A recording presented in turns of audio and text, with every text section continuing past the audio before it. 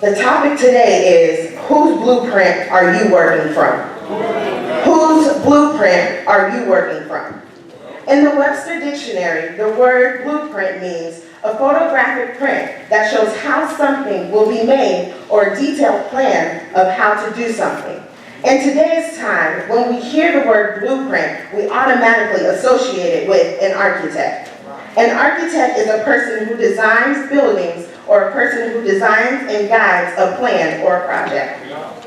In the text, we see that God had laid out a plan or a blueprint for Noah on how to build the ark.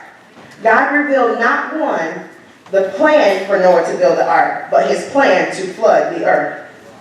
God made Noah aware that because of his righteousness on the earth, he was going to make a covenant for him and his family, and they will be saved. Noah had strict instructions on how to begin the building of the ark. God gave him every detail he needed to complete the task at hand. Noah was to use cypress wood. He was to build the ark 450 feet high, 75 feet wide, 45 feet high. God was very detailed in the plan of building of the ark. He was so detailed that he also told Noah to make sure he made a roof and to finish the ark 18 inches from the top. God didn't want Noah to have to figure anything out when it came to his plan. God then goes on to tell Noah to make sure to build a door on the side of the ark and to make lower, middle, and upper level decks. From there, God then shares with Noah that he would need to bring on 2 of every living creature, both male and female, and to keep them on the ark with his family. But God's blueprint didn't stop there. He wanted Noah to also bring on 2 of every kind of bird and every living creature that moves the ground. God told Noah that they would come to him and they will all be saved. God knew that with this mission, they would need nourishment. He told Noah to go collect all the food that was to be eaten and store it away for both the animals and himself. God was so particular with this blueprint. All he needed was a willing spirit to fulfill the mission. Noah did everything he was commanded to do, just as God commanded him to do it. Can you just imagine if Noah was disobedient and didn't follow God's plan?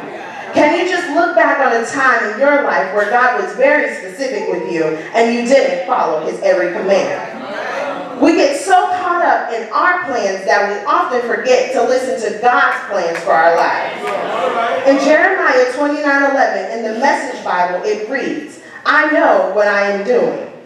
I have it all planned out. Plans to take care of you, not abandon you. Plans to give you future you hope for." He says he knows what he is doing. So if God is telling us that, why are we making life so complicated and trying to do God's job? In order to allow God to be the architect of our lives, we must have the PPR mentality when it comes to God. I know many of you are wondering, what is PPR? What is the PPR mentality? Where does she get this from? And that brings me to my first point. All right. We must allow God to place us. We must allow God to place us.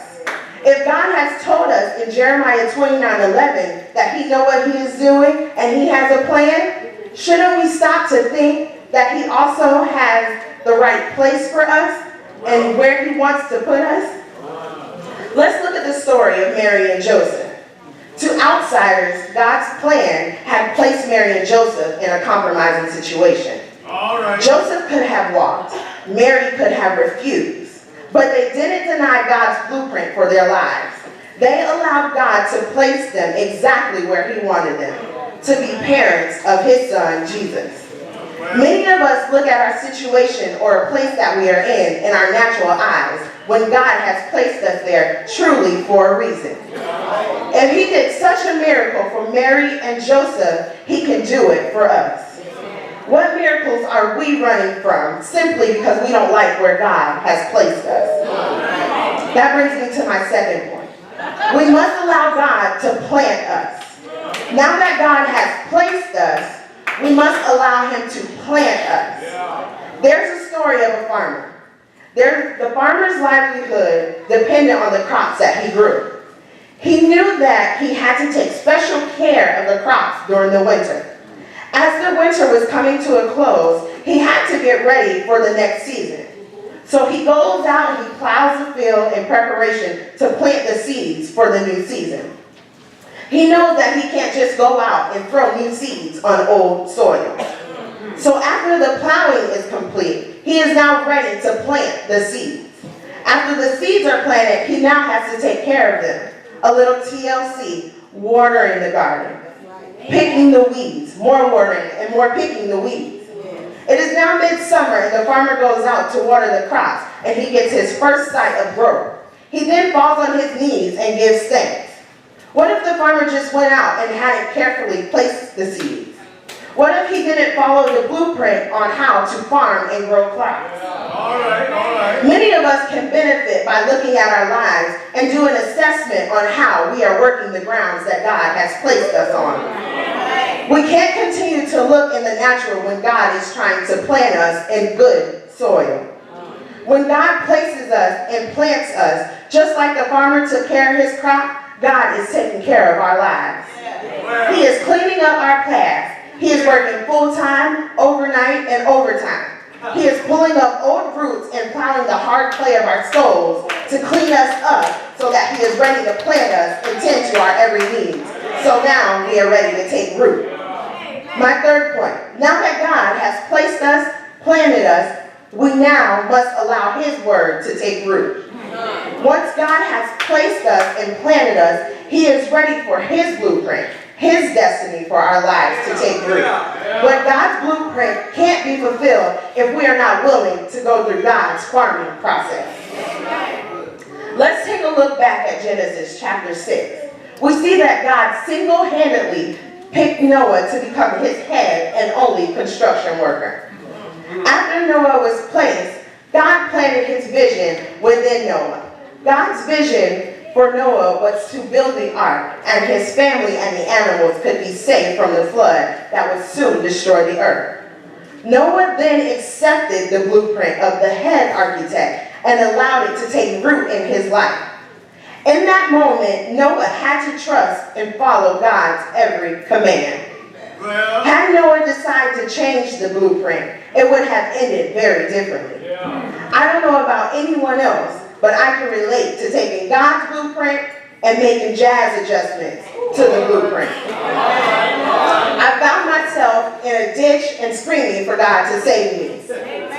If we were only to live by God's blueprint, we wouldn't go through the financial hardships, heartaches, and headaches that we go through today. We must keep that PPR mentality in the forefront of our brains. We must allow God full access to our lives. We must allow him to place, plant, and root us. Walking into Mount Olive 11 months ago, I was living by my blueprint. Had I not allowed God to do his work in placing me in Mount Olive, planting me in Mount Olive, and making my roots solid, I wouldn't be standing here today giving you the living word of God. Are you going to continue to live by your blueprint, or are you going to start living by God's blueprint in your life? The decision is yours today. God is waiting on you to make your decision. Are you going to continue to dig your ditch, or are you going to change your lane and follow the Master's plan? Whose blueprint will you choose today?